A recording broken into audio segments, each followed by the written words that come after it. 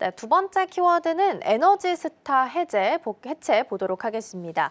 앞서서 제가 오프닝에서 언급드린 것처럼 친환경 인증 프로그램이 에너지 스타고요. 미국 소비자들이 가장 신뢰하는 지표기도 합니다.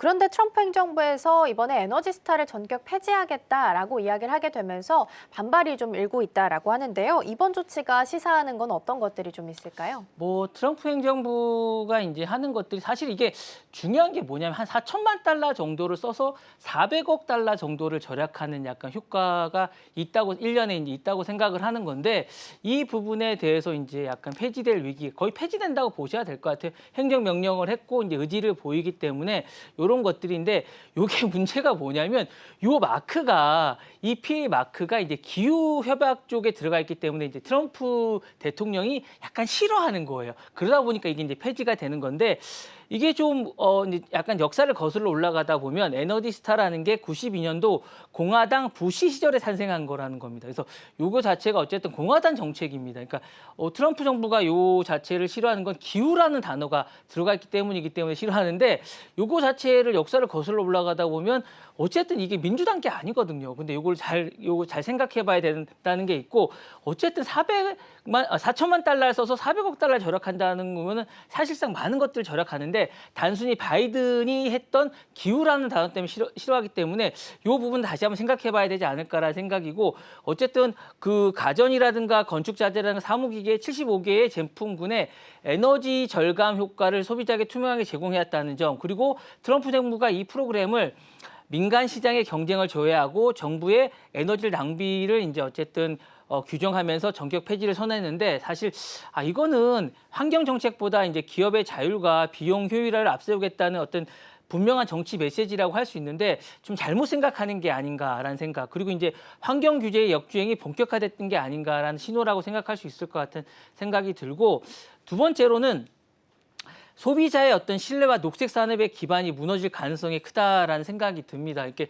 물론 이제 그 트럼프 정부가 화석 연료나 이런 것들에서 선호를 하고 있지만 이 부분은 약간 시사하는 바가 좀 크다고 할 수 있을 것 같아서 에너지 스타는 약간 단순한 라벨이 아니라는 어떤 판단입니다. 그러니까 소비자가 믿고 사는 제품이라는 그러니까 우리나라 따면 KS 마크 같은 약간 이런 건데 이런 것들이 없으면 이제 어떤 제품을 사야 될지 그러니까 우리가 에너지를 절약하는 제품이 어떤 것이 있을지 모르기 때문에 뭔가 사는 기준점이 없어지는 간다라는 그런 것이 있을 수 있기 때문에 소비자가 믿고 사는 제품을 가려주는 기준점인데 이런 것이 없어지면 이제 그런 게 없어지는 거거든요. 그래서 이런 부분에 대해서 이제 걱정이 되기 때문에 기업의 같은 경우 ESG 경영하는 툴이기도 하는데 이런 것들이 없어지면 약간 이제 혼란이 생길 수 있습니다. 그래서 이 환경이 만약에 사라지게 되면 친환경 제품에 대한 소비자 판단이 이제 붕괴될 뿐만 아니라 에너지에 대한 고효율 제품의 이제 개발 인센티브도 약화됩니다. 그래서 결국 녹색 기술의 혁신에 대한 생태계가 흔들릴 위험이 있다라는 생각이 큽니다. 그래서 이런 것들이 이제 단순한 어떤 기후에 대한 이런 게 흔들리는 게 아니라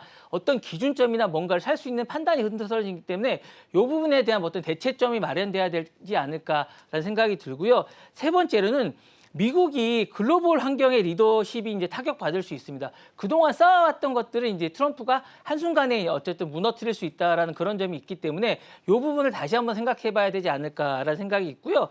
에너지 스타는 이제 유럽, 아시아 등 이제 지금 60여 개국, 우리나라도 요걸 이제 지금 하고 있는데 이 부분에 대한 어떤 친환경 모범 사례로 해왔었는데 이 부분에 대체가 지금 없는 상황입니다. 그래서 이제 미국이 이걸 폐지하게 되면 탄소 감축이라든가 기후 대응에 손을 떼는 국가라는 이미지가 이제 생각이 되고 국제 협상력이라든가 어쨌든 기술 경쟁력 이게 모든 부정적인 영향을 하기 때문에 이 부분에 대한 것을 다시 한 번 더 재고해봐야 되지 않을까라는 생각 듭니다. 네. 네, 이번 폐지와 관련해서는 일단 이 키워드 안에 기후라는 키워드가 같이 좀 들어가 있기 때문에 트럼프 대통령이 선호하지 않아서 이런 결정이 내려졌을 수도 있다라는 말씀을 좀 주신 것 같고요.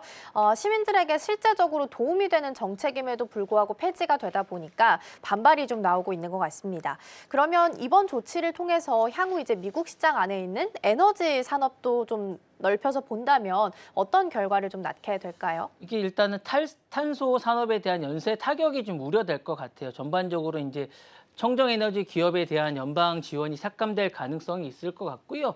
고효율에 대한 어떤 건축이라든가 친환경 설비의 성장이 이제 둔화될 거는 분명할 것 같습니다. 그리고 이제 탄소 중립을 목표로 한다든가 글로벌 기업에 대한 경쟁력 격차가 이제 확대될 거는 분명할 것 같습니다. 결과적으로 이제 미국 내 에너지 전반 산업에 대한 혁신이나 이런 것들보다는 회기에 가까운 방향으로 이동하게 될 것 같은 생각이 될 것 같습니다. 그래서 단순히 이 프로그램이 지금은 이념이라는 이름하에 사라지려고 하고 있는데 산업에 대한 방향이라든가 기업의 생존이라든가 이런 모든 것들이 어쨌든 좌우되는 핵심 전략이라고 할 수 있을 것 같은데 이게 단순히 이렇게 정부를 믿고 따르는 기준은 없을 때 이제 미래로 어떻게 가야 될지에 대한 혼란이 오지 않을까라는 생각이 들고 있는데 다시 한 번은 생각해 봐야 되지 않을까라는 생각이 듭니다. 네.